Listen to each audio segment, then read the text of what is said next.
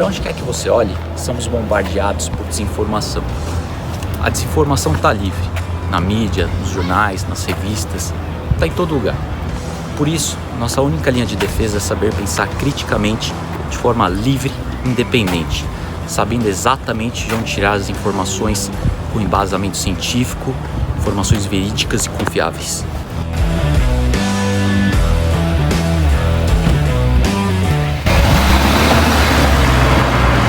Aqui no meu canal você vai ter acesso a diversos vídeos sobre dieta cetogênica, jejum intermitente, suplementos e várias formas de otimizar a sua saúde.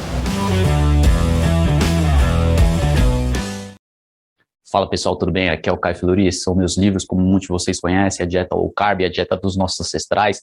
Tem um livro novo saindo no final do ano, então fiquem ligados. O tópico da palestra de hoje vai ser diferente das últimas, então só parece igual, mas não é o mesmo. Eu vou falar sobre a dieta ancestral, dieta low carb, um pouco do mesmo assunto da palestra passada, mas vai variar em vários aspectos, com bastante complemento. Então eu vou falar sobre alimentação ancestral, mais especificamente no que diz respeito à gordura saturada, o que nossos ancestrais comiam, composição da sua dieta, que tipo de gordura, quais tipos de alimento, na quantidade, qual quantidade exatamente. Vou falar sobre compulsão alimentar, que é um assunto que é muito oportuno para os dias de hoje, em que a sociedade vive com muito estresse, muito tempo corrido, então a compulsão alimentar rola solta.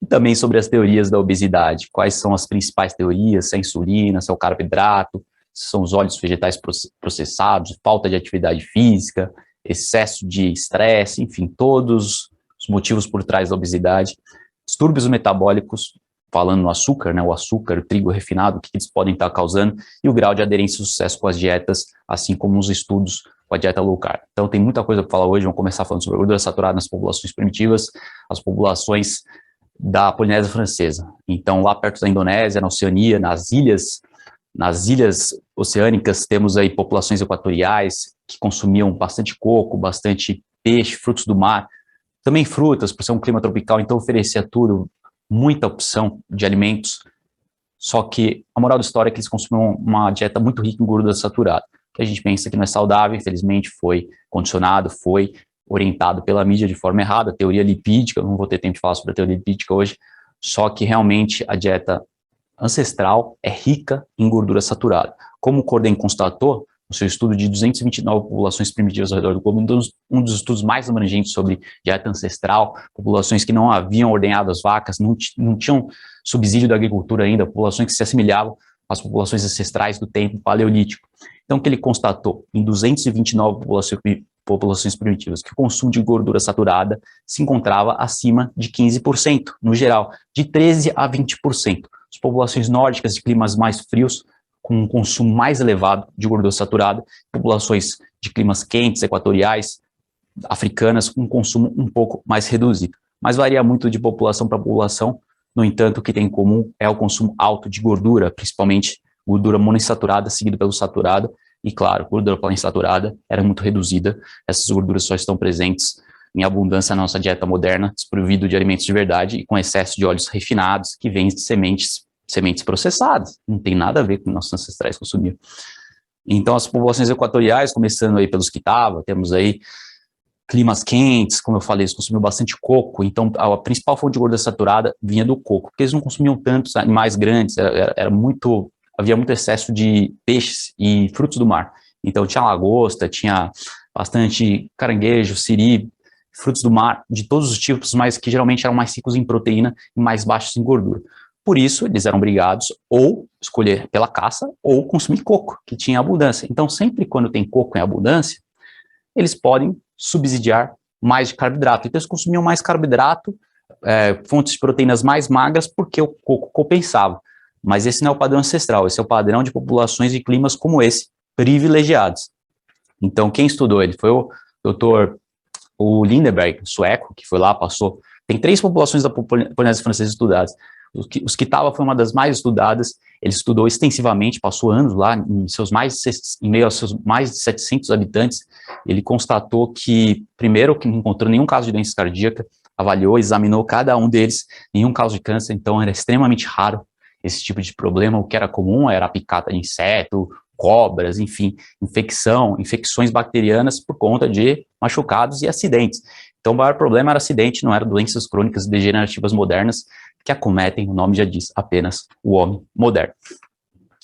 Então, mais especificamente, os que comiam em torno de 17, 20% das calorias na forma de gordura saturada, os tocaleulans, 64%, então muita gordura saturada, e os pucapucans, 34%. Lindenberg constatou saúde excelente, não tinha câncer, não tinha doença cardíaca, não tinha diabetes, não tinha obesidade, não tinha sobrepeso, o IMC era baixíssimo, em torno de 18, 19, como você podia ver nas fotos lá, como você pode ver nas fotos, uma cintura fina, um vigor físico bom, excelente, não era a população mais forte de todas, né, porque as populações caçadoras mais ávidas, que caminhavam mais, que caçavam mais, são as mais fortes e que subsidiavam mais de proteína animal. Então, essa população comia proteína, mas constataram aí 50, 80 gramas por dia de proteína, porque tinha muita fruta, muito coco.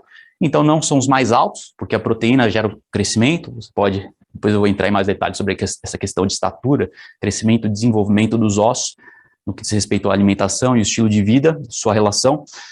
Mas essa população comia frutos, tubérculos e o que eles podiam encontrar, que era bastante rico, né? Então, por isso, eles não tinham, não precisavam caçar tanto, mas caçavam javali, pegavam muitos frutos do mar, estavam no mar o tempo todo, mergulhando em profundidades profundas, então, realmente, é um clima muito exuberante. E o coco, como muitos de vocês sabem, é 95% gordura, no mínimo 90% gordura saturada, então é um alimento riquíssimo em gordura saturada, rico em ácido graxo láurico, que tem 12 átomos de carbono na estrutura, outros ácidos graxos de cadeia média, triglicéridos de cadeia média, que são ótimos para o cérebro. Já foi testado, porque eles aumentam a cetose. Aumentam a cetose, vão para o fígado, são processados não só pelo sistema linfático, mas pelo fígado, né, o TCM. Então, isso faz com que a cetose suba mais com essas gorduras. Então, é uma fonte altamente nutritiva, claro, não tem a nutrição que tem nas fontes animais, mas é relativamente nutritivo, a sua gordura é bem salubre e só não tem ácido esteárico como a gordura animal, por isso tem que ser complementado, mas é uma fonte muito excelente de gordura. Agora, o padrão ancestral é esse, são carnes diversas, peixe, e não só isso, mas os órgãos, que são extremamente produtivos, extremamente ricos em nutrientes dos mais importantes de todos, coenzima Q10, ômega 3, carnitina, fosfolipídios, creatina, taurina, tudo que o homem precisa que não tem no reino animal, no vegetal, aliás. Os animais precisam converter isso através dos animais herbívoros, comem, né, eles ficam lá o dia inteiro comendo, mastigando, né, as vacas que comem, tem mastigação lateral, ficam lá o dia inteiro consumindo essa vegetação toda, tem um intestino totalmente diferente, para converter essa energia de forma útil para o ser humano. Né? O ser humano vai lá e caça e tem tudo que ele precisa, que é proteína e nutrientes essenciais. Então temos aí salmão, rico em ômega 3, as carnes também de pasto, criados de caça, criados ao livre, são ricas em ômega 3, os ovos também são riquíssimos em ômega 3, não tanto quanto o salmão, mas são. Os ovos são no caso, são um pouco mais baixos em proteínas, portanto não é suficiente comer apenas ovos, a não ser que você coma aí 10 a 15 ovos por dia, porque tem 7 gramas de proteína, 6 gramas de proteína por ovo, metade da proteína está na gema, metade está na clara, então a gente pensa que só a clara que tem, mas na verdade é em ambos, então está bem dividido aí, mas ainda é baixo, né, a proteína de altíssima qualidade dos ovos, mas a carne possui em torno de 25, 30 gramas de proteína por 100 gramas de alimento. Então é muito mais fácil consumir proteína através de cortes de filés e os órgãos. E também os ancestrais não consumiam muitos ovos, porque não era tão frequente assim. Então, naturalmente, o que sobrava era órgãos e carnes. Esse aqui são os Hadza, população famosíssima da Tanzânia, lá supostamente onde o homem se originou como espécie lá na África. Então, os primórdios humanos, o ser humano sempre viveu caçando, né, há mais de 2 milhões de anos, 3 milhões de anos, passou de carniceiro para caçador, então é isso que eles faziam o dia inteiro, caminhavam aí pelo menos 10 km por dia, geralmente 15 ou mais, caçando tudo que é tipo de animal, rinoceronte, búfalo, elefante, macaco, tudo que é animal que é vivo, que anda, e que é grande de preferência. O ser humano botou em extinção todas as espécies de animais que você pode imaginar na África, nos Estados Unidos, em vários continentes. Então, por conta disso, né, a média do tamanho do animal diminuiu. Os animais tinham o que de altura, de peso? Tinham meio quilo, em média. Meia tonelada, aliás. Agora, a média de 10 quilos por animal que existe. Então, realmente, a fauna mudou muito. O ecossistema mudou de acordo com a expansão do ser humano pelos continentes e o crescimento populacional. Mas é isso aí. A maioria dos climas não tem vegetais. Passamos por várias eras do gelo. Passamos por vários climas hostis como esse, então não era possível se disponibilizar de frutas. Eles comiam um pouco de mel aqui e ali, né, eles gostavam, era altamente valorizado, mas demorava até achar o mel. Tinha uma fruta baobá, de uma árvore incrível, grande, linda, típica africana, só que essa árvore tirava poucos frutos, e eram frutos baixos em caloria, e que dava muito trabalho, não era tão recorrente assim, e não alimenta, não tem calorias suficiente. Então, até mesmo os tubérculos, muitos pesquisadores achavam que eles comiam vários tubérculos, e metade das calorias, né, alguns chegaram a supor que eles consumiam 50% das calorias na forma de carboidrato, de fontes vegetais, mas isso era errado. Subsequentemente, vários pesquisadores foram lá e constataram que o que eles comem mesmo é carne e um pouco de mel, mas baixíssimo teor de carboidrato dos tubérculos que eles encontravam, então era muito fibra, pouquíssimo carboidrato, e mesmo se tivesse mais carboidrato, como digamos uma batata doce, uma mandioca, não é suficiente para repor as calorias do ser humano. O ser humano não vive de batata. Esse é o histórico de evolução do ser humano. Então vamos lá, vou começar aqui em milhões de anos, no começo do gráfico aqui embaixo, ó, 4 milhões de anos atrás, 3, 2, 1, e subindo no gráfico o tamanho do ser humano, como ele foi evoluindo ao longo desses milhões de anos. Então, começando pelo ancestral primata humano, 80 milhões de anos atrás, era herbívoro como os chimpanzés, na verdade é onívoro, só que consumindo menos carne. Depois o ancestral direto humano, Australopithecus, na África de 3, 4 milhões de anos atrás, ou mesmo 5, 6 milhões de anos atrás, já tinha desenvolvido o cérebro um pouco, você vê que o cérebro já é um pouco mais maior, o crânio, então eles começaram a se tornar carniceiros. Nessa época já eram carniceiros, comiam o resto dos animais. Então era muito bone marrow, muito osso, cartilagem dos ossos, cérebro, todas as partes dos animais que os caçadores deixavam, que os leões deixavam, enfim, tudo que sobrava o carniceiro pegava. Mas com o tempo, depois subindo aqui o Homo habilis já se tornou um caçador. Deixou de ser carniceiro, também era carniceiro, aproveitava o resto, mas passou a desenvolver ferramentas de caça. Então tem vários resquícios de sítios arqueológicos com tecnologia humana de caça, com vários instrumentos aí que comprovando que nessa época já estavam caçando há 2 milhões de anos atrás, o Homo habilis. Depois, em seguida, o Homo erectus, né, Homo erectus de bipídeo. Então ele deixou de andar com as 4 patas e passou a andar em pé. Então com isso também favoreceu bastante sua evolução num clima desértico, teve que caminhar bastante para encontrar, como nos Hadza lá na África, teve que caminhar bastante para encontrar as presas, então o cérebro foi crescendo, com o consumo de animal aumentando na dieta, e há 1 milhão de anos atrás, mais ou menos, meio a 1 milhão de anos atrás, com o advento do fogo, o homem se tornou Homo sapiens, atualmente. Daí dá para debater se o que tornou o homem, o ser humano, foi o fogo, ou se foi a carne, mas o que as evidências mostram, por enquanto, é que a carne, que levou até esse momento aí, até o advento do fogo, e com isso o fogo ajudou muita coisa também, mas não basta só o fogo sem a carne não adianta nada. Então você vê o tamanho do cérebro, né? Ele subiu aqui de 500 cc para 1000 cc na virada para Homo sapiens, e depois foi aumentando até o Homo sapiens moderno, há 200 mil anos atrás, 100 mil anos atrás, ou mesmo agora, ou mesmo 10 mil anos atrás, com tamanho de cérebro de 1400 cc. Só que não acabou, dá uma olhada, olha o que aconteceu com o cérebro depois do advento da agricultura, depois do período paleolítico, quando viramos do paleolítico para o neolítico.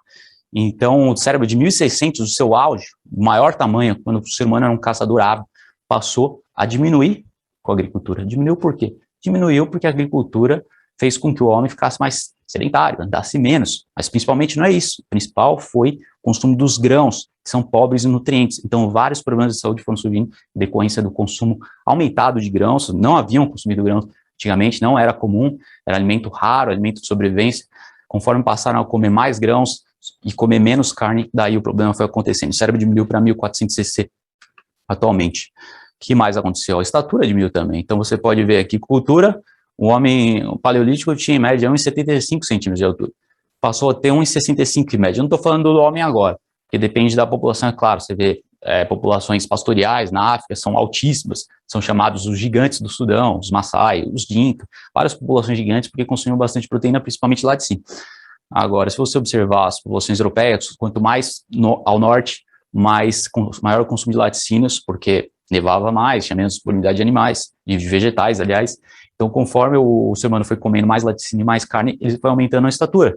Só que ele diminuiu do paleolítico para o neolítico. porque passou a comer muito grão e pouca proteína. O que mais aconteceu? Cavidade dentária, problema de cárie, muitos problemas no dente. Então, isso é decorrente também da falta de vitaminas lipossolúveis, vitaminas e minerais importantíssimos das fontes animais, que é o fator X, né, que seria vitamina K2 principalmente, não é vitamina K1 do brócolis, vitamina K2, vitamina E, vitamina D. Então, essas vitaminas lipossolúveis proporcionou uma saúde fantástica, e a falta dela, a carência, resultou em vários problemas aí, incluindo tuberculose nas espinhas, muita evidência de tuberculose e lesão nas espinhas, sugerindo uma pobre saúde imunológica. Também os ossos foram fragilizados, né, foram afetados, pobre cura de machucados. Então, realmente, os ossos ficaram mais finos, ficaram mais frágeis, e o fêmur e também os outros ossos foram bastante prejudicados em decorrência da mudança alimentar.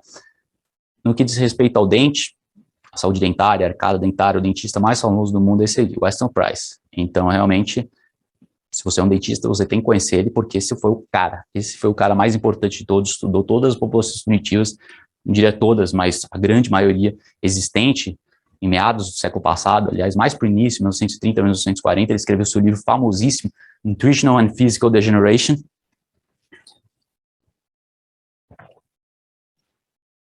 Então, ele viajou ao redor do globo para estudar a saúde das populações ancestrais e também populações não tão ancestrais assim. Então, ele foi notando a mudança do padrão alimentar das populações, foi notando a diferença entre a saúde dos dentes das populações agricultoras comparado com as populações não agricultoras, populações primitivas, indígenas e aborígenes. Então, o que ele descobriu? Ele relatou aí várias fotos, ele bateu 500 mil fotos, postou tudo no seu vídeo, no seu livro, publicou tudo. Então, essa arcada dentária das populações ancestrais perfeita, você pode ver a formação dos dentes muito alinhados, muito brancos, sem cárie, pouquíssima cárie. Então, você tinha uma taxa de menos 0,5% de cárie nas populações ancestrais, foi o que eles constatou. Estudou aí centenas de populações. Já as populações não tradicionais, olha o que aconteceu. Então, realmente, a saúde dental foi muito prejudicada. Cárie começou a explodir, mais de 5% de cárie constatada. Em muitos casos, ia bem além. Então, essa população do Pacífico Sul, isso que estava, lá do Oriente, que eu passei, lá das ilhas da Polinésia Francesa. Então, você pode ver que em pouquíssimas gerações, em uma geração, a saúde dos dentes foi para o beleléu. Então, você pode ver aí toda a banguela, e enquanto as ilhas que se mantiveram tradicionais, arcada dentária, o sorriso perfeito. Então, você pode ver o sorriso do agricultor atual, é assim. Então, o dente é muito prejudicado, seja você agricultor ou não. Atualmente, a maioria das pessoas usaram aparelho ou tiveram que tratar várias cáries, porque realmente a alimentação moderna é muito carente de nutrientes e é muito rica em açúcar, que tem vários fatores cariostáticos.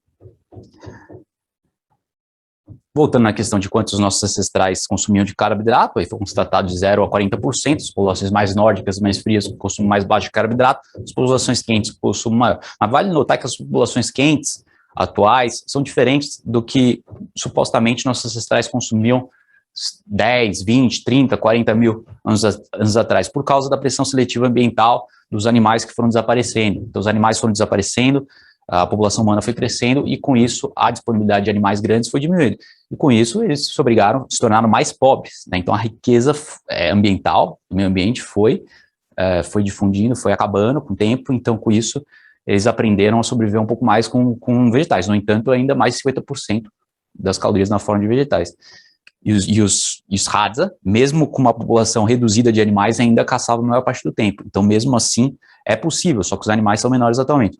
E alto consumo de carboidrato no Brasil. A população moderna, mais de 50% das calorias na forma de carboidrato, mais especificamente 57% a 62%, foi constatado pela IBGE, estudo aí de 2003, 2002, estudo de 2008, 2009, e tenho certeza que se eu ler agora só piorou, porque eu li o relatório inteiro do IBGE, e é evidente que o brasileiro come aí muito arroz, muito feijão, muita mandioca. O feijão não é tão alto carboidrato, feijão é razoável.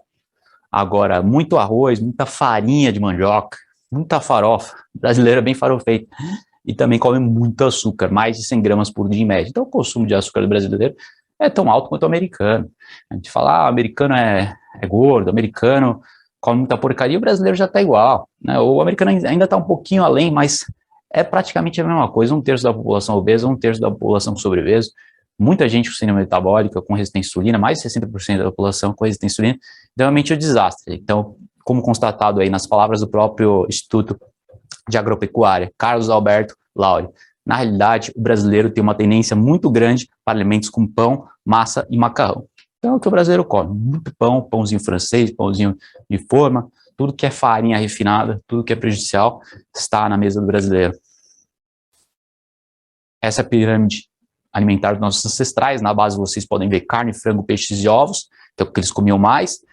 Frutas, vegetais não era tanto consumido. De acordo com o Cordem, 40% das calorias vegetais eram na forma de frutas. Então não tinha tantos vegetais assim, era mais fruta e era mais também, às vezes castanhas, às vezes um pouco de sementes, mas mais frutas geralmente, porque elas são doces e são mais atrativas do que vegetais como brócolis, esse tipo de coisa, vegetação que é comida de chimpanzé, que não é atraente ao ser humano, não tem valor nenhum nutricional.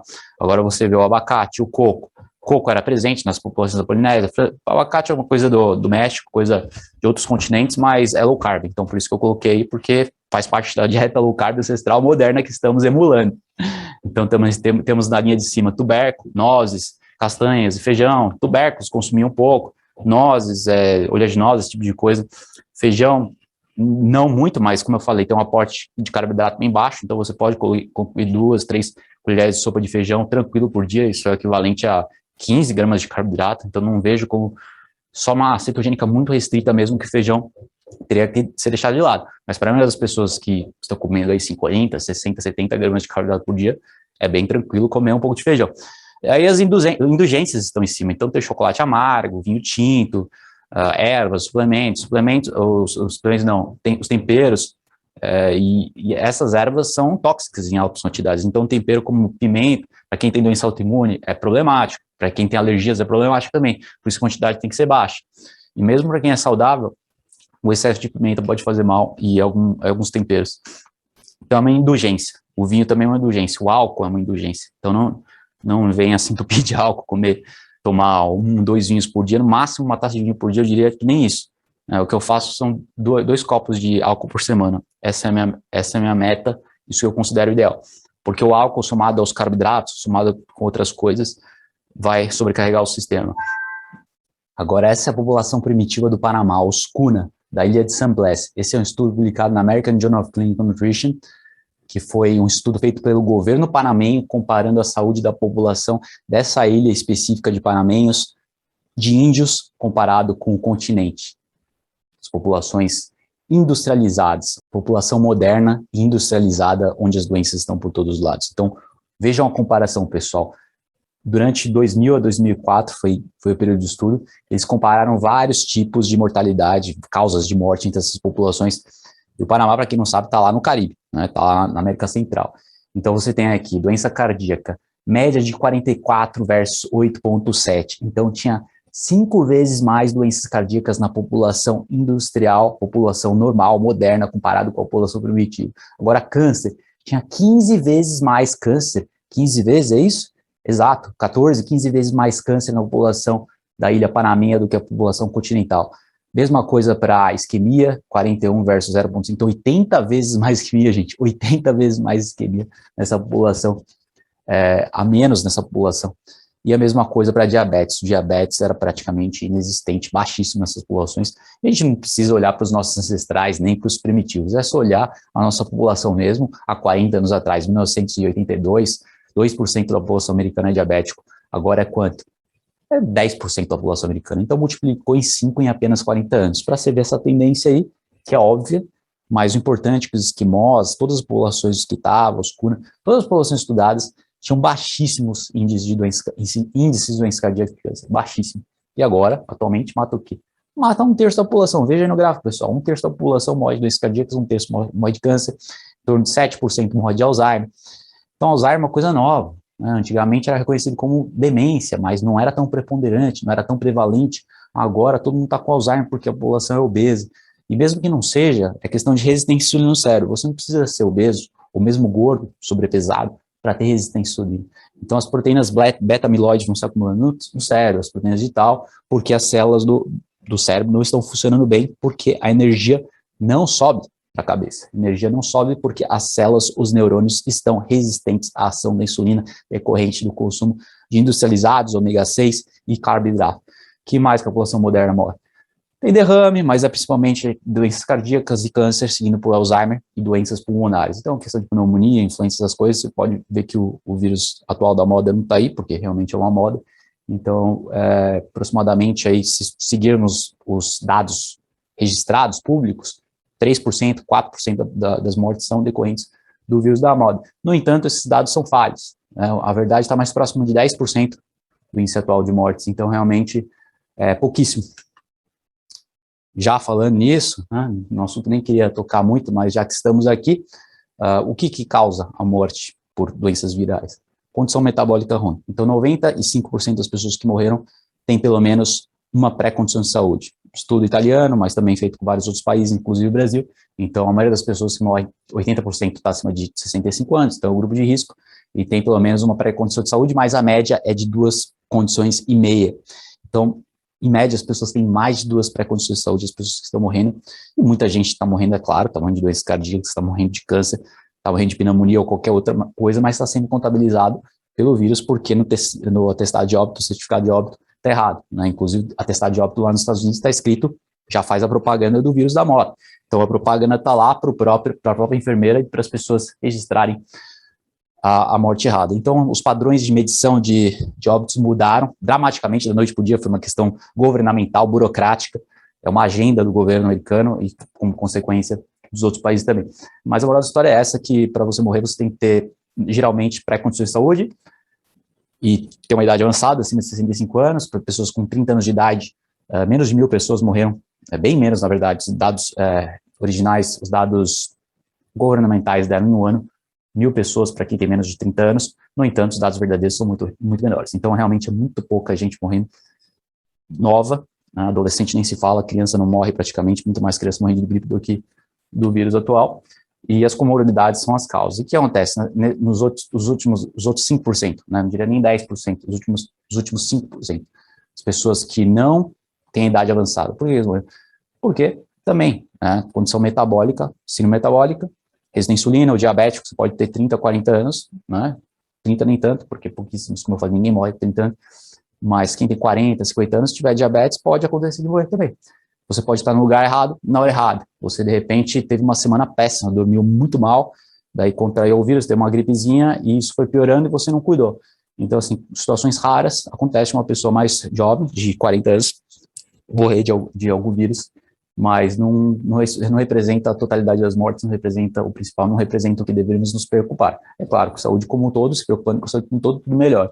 O excesso de carboidrato e óleos industrializados são a causa, então, 85% dos americanos têm resistência à insulina, como eu falei, um estudo recente, no mínimo 50% dos brasileiros, as estimativas mais frouxas dá 50%, e as mais rígidas, 85%. Para quem tem mais 100 pontos de glicose sanguínea, já está considerado como resistência à insulina. Infelizmente, acima de 100, a média já indica problemas metabólicos.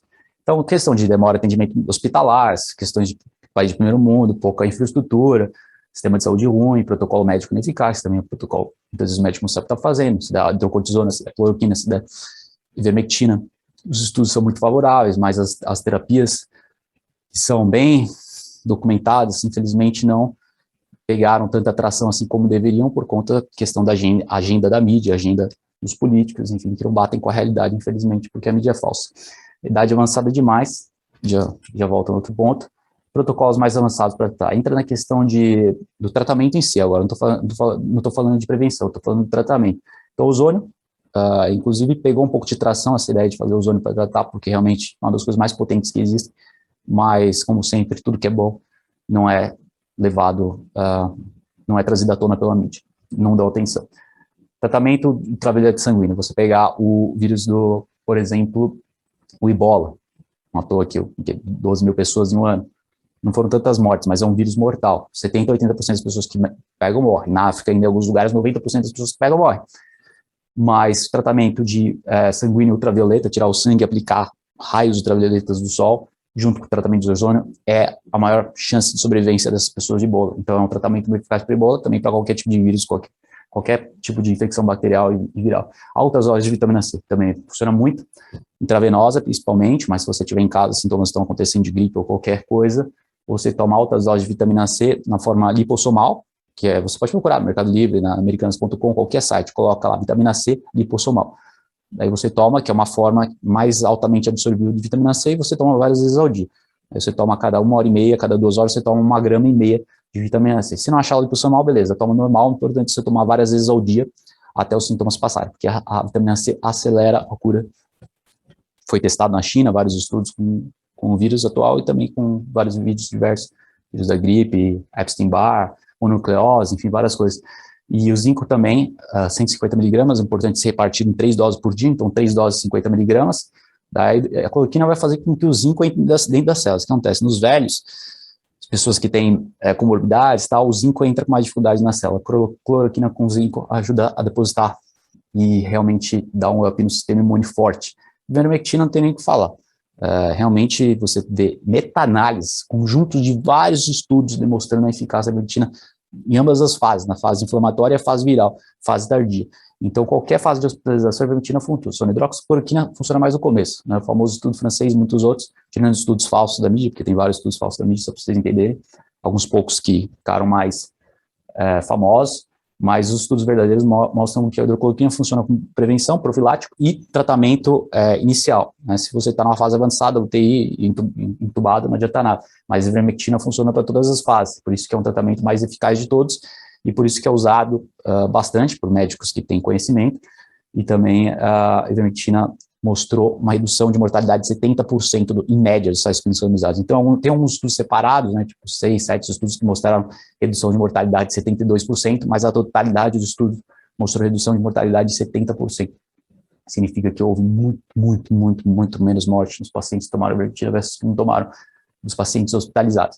Aí tem Redesivir, que é bom para a fase tardia, anticorpos infectados, enfim, todos esses tratamentos, coadjuvantes que são tão importantes quanto, né, se você, não separadamente, claro, você tomar só melatonina, vai fazer muito pouco, você tem que tomar tudo em conjunto, 25 miligramas por dia, à noite, antes de dormir, isso se você tiver também tendo sintomas.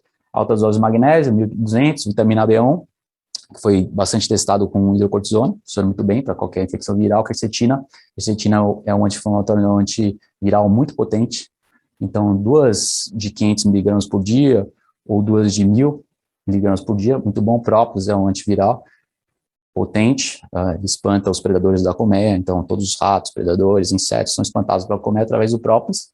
Então, própolis, 8 gotinhas de manhã, 8 à noite também, ômega 3, anti-inflamatório muito potente, então é muito bom para essa fase viral, essa fase inflamatória, aliás, altas doses de ômega 3, então seria aí 9, 10 cápsulas, e também temos otimizadores mitocondriais, como PPQ, CO2, derribose, ácido alfa-lipoico, todos esses ajudam também, assim como a cúrcuma, que é um anti-inflamatório potente também, assim como a echinacea também, echinacea, não sei como é que fala em português, que eu só penso em inglês.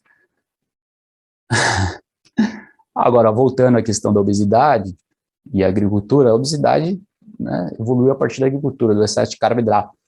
Então, já tem evidências de obesidade aí na Roma Antiga, vários retratos, né, cometia mais a classe nobre, era mais comum na classe nobre, ricos, que não tinham que trabalhar tanto ao longo do dia e estavam mais no bem bom. Agora, a obesidade surgiu como consequência do carboidrato da agricultura, tem evidências egípcias de relevo, na Grécia Antiga também, o Sócrates já constatou aí o aumento da infertilidade nos obesos, o aumento da morte súbita, morte por eventos coronários, enfim, vários problemas decorrentes da obesidade. Ele era um prepotente promovia bastante o jejum intermitente também. Eles eram inteligentes, os gregos, os grandes filósofos eram bem inteligentes.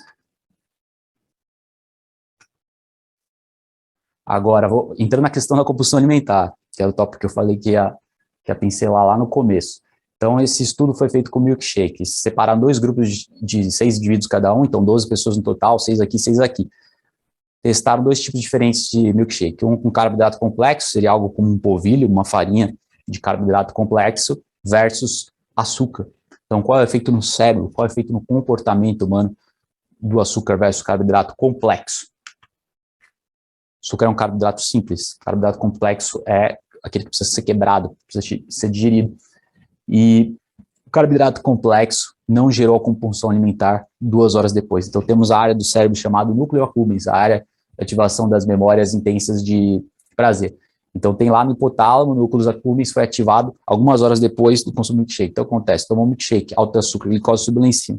2 horas depois, a glicose, 1h30, 2, ela despencou com tudo. Então, a montanha-russa da glicemia. Quando ela chegou lá embaixo, no meio do caminho, ela começou a sinalizar para o cérebro: ó, você vai morrer de fome, você vai ficar sem nada, então você precisa voltar a consumir. Então, a compulsão em decorrência dessa baixa glicose sanguínea, da hipoglicemia, e é o mesmo tipo de compulsão que dá no diabético. Então, pessoas que são mais resistentes à insulina, a insulina tem mais esse tipo de problema de compulsão alimentar quando a glicose está variando, quando ela está descendo muito. E também temos a questão neurológica do açúcar viciar como qualquer outra droga, em cigarro, em cocaína, morfina. Então, o Joseph Schroeder, ele pesquisou um biscoito especificamente, o Oreo, mas tem várias marcas de biscoito, a mesma coisa, óleo vegetal, açúcar e farinha refinada. Então, eles testaram esse efeito no cérebro dos ratos. E o que aconteceu? Que ativou as zonas de recompensa de forma mais intensa que a heroína e que a cocaína, gente. Vocês imaginam? Tamanha potência, mais forte que as drogas. Então, nas suas palavras, a pesquisa reforça a teoria de que alimentos calóricos com muito açúcar estimulam o cérebro da mesma maneira que as drogas. Isso pode explicar porque algumas pessoas não conseguem resistir a esse tipo de alimento, mesmo sabendo que não são saudáveis. Então, entra a questão da compulsão alimentar. Olha, você fica possuído por tipo de coisa, principalmente quando você está habituado a comer isso aí, para curar as instabilidades de humor, para curar o tédio, para curar a ansiedade. Todo mundo tem um ponto fraco, todo mundo está submetido a variações, estresses, a imprevistos do dia a dia, mas a sua experiência, a sua vontade de ser saudável vai fazer com que você supere. Eu já tive muita compulsão por doce, pão, torrada, quando eu era muito mais novo. Depois que eu iniciei essa jornada de conhecimentos na vida low carb, mais ou menos aí uns 12 anos atrás, eu comecei a desenvolver autocontrole. Então tá tudo na cabeça, gente. Motivação, desenvolver autocontrole, com o tempo você se limpa do vício, então o vício químico cerebral vai se tornando uma coisa distante, como um ex-fumante de cigarro, mas também um apego emocional vai saindo. Então é muito importante, eles fizeram um estudo também com marshmallows, um estudo que muitos de vocês conhecem, crianças novíssimas, de 6 anos de idade, eles testaram a personalidade, aí entra na questão da personalidade, por que algumas personalidades são mais propensas à compulsão alimentar do que outras? Tem aquelas crianças que desde cedo aprenderam a resistir o marshmallow, então eu vou falar a história brevemente. Eles deixaram as crianças num quarto e falaram para elas o seguinte, as crianças de 6 anos de idade: ó, você pode comer esse marshmallow aqui lindo e delicioso agora, ou você pode esperar 10 minutos e comer 2 marshmallows. Então, o que os pesquisadores constataram? Os cientistas constataram que as crianças, algumas crianças resistiram, elas ficaram se contorcendo lá, elas ficaram desesperadas, porque elas não paravam de olhar para o cogumelo e salivar, e outras não resistiram na hora, nem pensaram, já foram de uma vez. Eles descobriram que anos depois, mais para frente, as crianças que tiveram mais autocontrole foram aquelas que tiveram mais sucesso na vida. Então, o autocontrole está diretamente ligado ao sucesso na vida, porque vem de anular, de postergar a gratificação imediata. Então, você tem que pensar na gratificação de longo prazo. Muitas vezes, trabalhar não está tão legal assim, mas você trabalha porque você está pensando no seu futuro, e no final você vai ver que valeu a pena. Então, a vida é uma questão de equilibrar os prazeres com os deveres, mas o ideal é que os deveres sejam tão prazerosos como os prazeres, assim você nunca vai ter que trabalhar. Mas, enquanto isso, você tem que pensar no seu futuro. E pensar no seu futuro também é resistir às guloseimas. Fica longe, nem bota em casa, porque entrou em casa que os olhos não veem, coração não sei. Eu comia muito chocolate, então percebi que o único jeito era não trazer para dentro de casa. Isso aí é 11 anos atrás. Agora, eu vejo um chocolate, se alguém comprar, se alguém trazer, eu não tô nem aí. Eu já me programei, se eu vejo uma torta, se eu vejo um bolo, eu posso ficar do lado, eu posso ficar sentado com alguém comendo uma macarronada, comendo um doce. Na sobremesa tá lá um doce lindo de Carolina, um pudim maravilhoso, um doce de leite, eu posso olhar e ignorar, porque eu já não sinto mais esse impulso. E muitos estudos mostram que essa capacidade de resistir é o que traz mais prazer ainda, porque as zonas do cérebro, entra a questão da personalidade do cogumelo. O cogumelo, no marshmallow, aquelas que têm o córtex pré-frontal mais envolvido na idade da infância, tem mais sucesso. Então, o córtex pré-frontal é o que nos distingue dos primatas, é o que faz o humano pensar, raciocinar e controlar os impulsos.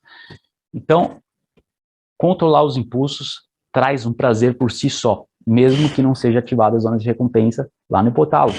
Então, você gera recompensas por postergar o prazer, por ter o autocontrole. Claro, contanto que você não esteja restringindo algo pelo mero fato de estar restringindo. Está restringindo algo porque realmente é a coisa certa, isso vai te trazer prazer, isso vai acumular na sua vida. Então, as teorias de obesidade, temos inflamação, consumo calórico, carboidrato, processados, enfim, todas as teorias são válidas. A questão de regulação do estresse, do dia a dia, do estresse afeta muito. Nossa estresse do dia, estresse. Eles caminhavam todo dia, estavam rindo o tempo todo, passavam em média aí 3 horas, 2 horas e meia caçando. Então faziam exercício, mas exercício devagar, caminhavam mais de 10 km por dia, mas caminhavam devagar, sem estresse, às vezes subiam em árvores, enfim, o estresse bom dos exercícios, não é o estresse ruim, é o estresse que deixa mais forte, deixa mais feliz. Então a risada era muito constante, as brincadeiras, faziam jogos, lutas, vários eventos, vários rituais de festas com alucinógenos, às vezes era só o pajé que tinha acesso ao LSD, aos alucinógenos, às vezes a população como um todo tinha, mas em geral é sempre alguém que tinha que ter a visão dos espíritos para trazer a religião para o grupo. Mas o importante é que eles eram sempre felizes, porque a presença com a natureza e a imersão na natureza, camaradagem do grupo, o sentimento gregário, isso traz muito prazer, muita alegria. Respirar puro, nadar no mar, gelado, enfim, todas as variações climáticas, isso é extremamente gratificante para o ser humano, extremamente proveitoso e bom para o humor. Agora a gente vive enfurnado, trancado em casa, o que é péssimo para a saúde, ficar trancado em casa, a gente fica fugindo de locais públicos também, que é péssimo. Então, quanto mais você se juntar a outras pessoas, quanto mais você praticar esportes, sair de casa, maior a felicidade, menor é o estresse. Quanto mais você ficar preso no computador, maior o potencial para o estresse. Quanto mais você está num ambiente artificial, maior a propensão ao estresse. Então, tem tudo isso. Todas as teorias são válidas, o consumo calórico pode ser um problema, mas, em geral, o que leva ao excesso de consumo calórico é uma dieta rica em carboidrato, rica em açúcar. A pessoa não chega lá a consumir 4.000 calorias comendo carne, comendo uma alimentação natural. Então, você chega lá com processado, você chega lá com estresse, você chega lá com compulsão alimentar. Isso tudo gera inflamação, que a inflamação por si só gera uma dificuldade de perder peso e vários problemas de saúde, como a síndrome metabólica. A síndrome metabólica é uma condição, não é uma doença. É uma condição na qual todos esses marcadores são alterados. Então, temos aí triglicérides, que é colesterol ruim, fica alterado, fica alto. O HDL, que é o colesterol bom, fica baixo. Então, você está mais propenso a ter doenças cardíacas, mais propenso a ter vários problemas de saúde, com o mero fato de você ter síndrome metabólica, né? O mero fato de você comer essas porcarias. E que mais que tem? O colesterol, a glicose, pressão sanguínea, a glicose, a hemoglobina glicada tem que estar abaixo de 5,2, a glicose tem que estar abaixo de 90, a glicose em jejum, de preferência abaixo de 85, mas a síndrome metabólica é quando a glicose em jejum está acima de 100, quando a hemoglobina glicada está acima de 5,8, quando o HDL está baixo e o triglicérides, que é o colesterol ruim, alto. Então veja nos seus exames, mantenha o percentual de gordura corporal baixo, que seus exames vão melhorar. E a síndrome metabólica é isso. Então, qual é o jeito mais fácil de desencadear a síndrome metabólica nos animais? Os pesquisadores descobriram que é através do açúcar. Então, em pouquíssimo tempo, os ratos desenvolveram síndrome metabólica, os humanos também consumindo açúcar. Mais especificamente, descobriram que os pesquisadores da Universidade da Califórnia descobriram que 3 porções de suco por dia foi suficiente para causar síndrome metabólica em 2 semanas, pessoal. 2 semanas. Então, 2 semanas é o tempo que você cura. Muitas vezes você cura diabetes em 2 semanas, muitas vezes você cura pré-diabetes em 2 semanas. Às vezes precisa mais, às vezes leva mais tempo. Depende do peso, depende do nível do diabetes. Mas você também gera diabetes, você também gera síndrome metabólica e a pré-diabetes com açúcar em 2 semanas, 3 copos de suco por dia, natural ou não, gente, é rico em açúcar, a não ser que seja suco de limão ou suco de morango. Suco alto em açúcar, natural, a maioria dos sucos. 3 bebidas dessas por dia, ou 3 refrigerantes que não sejam diets por dia, vão causar síndrome metabólica em 2 semanas. Isso que o estudo mostrou. 42 refeições com suco, pessoal. Quem que você acha que tem resistência à insulina aí? Bom, é óbvio. A magrinha não tem, porque o percentual de gordura corporal é muito baixo. Então a probabilidade é pequena de ter. E a gordinha, sim. Esse sou eu, antes e depois. Só para exemplificar o peso, com a saúde metabólica com diversos pesos, na foto da esquerda eu estou com 85 quilos e a outra com 71, mais magra, então eu fiz um processo aí de ganho de músculo, cheguei dos 71 aos 79, 80, depois me estabilizei lá no 80 por um tempo e subi para 85. Agora eu voltei para o 79, atualmente. E é claro que tudo isso eu mantive com percentual de gordura corporal muito baixo. Em nenhum momento eu aumentei meu percentual para mais de 9, 9,5. Ficou nessa faixa de 8, 8,5 a maior parte do tempo. Meus exames permaneceram excelentes, mesmo com bastante músculo, sendo pouca gordura, sendo uma dieta razoavelmente baixa em carboidrato, né, dado a quantidade de exercício que eu estava fazendo, ela era considerada baixa em carboidrato, 150 gramas de carboidrato por dia, fazendo 1 hora de atividade física vigorosa, é um tanto low carb, é algo saudável que se manifestou nos meus exames.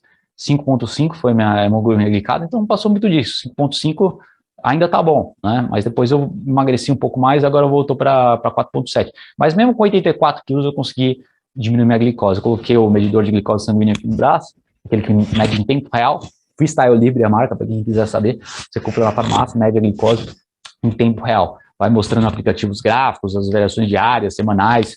Então, em 2 semanas, minha glicose foi aí de uma média de 100 para 105 para uma média de 80, de 74. Foi para 84 para 74, então pouquíssimo tempo. Eu fui capaz de manter essa glicose reduzida aí, mesmo com um peso elevado por muito tempo. Saúde metabólica excelente, portanto, saúde metabólica excelente com peso mais magro de 71. O importante é comer de acordo com o seu nível de atividade física, e se você treina muito, 150 gramas de carboidrato pode ser o quê? Se você treina pouco, daí é mais capaz que seja algo em torno de 70, 80 gramas de carboidrato por dia, o ideal para você. A questão da resistência à insulina de acordo com o seu perfil metabólico específico. Então, esse estudo se chama The Role of Skeletal Muscle Insulin Resistance in the Pathogenesis of the Metabolic Syndrome. O papel da resistência à insulina na patogênese da síndrome metabólica. Então, eles dividiram pessoas, grupos diferentes, aqueles que tinham alta resistência à insulina e aqueles que tinham baixa resistência à insulina, e deram dietas diferentes para essas pessoas. Então, deram uma dieta mista em calorias para esses 2 grupos de pessoas. Alta resistência à insulina, pré-diabético, e baixa resistência à insulina.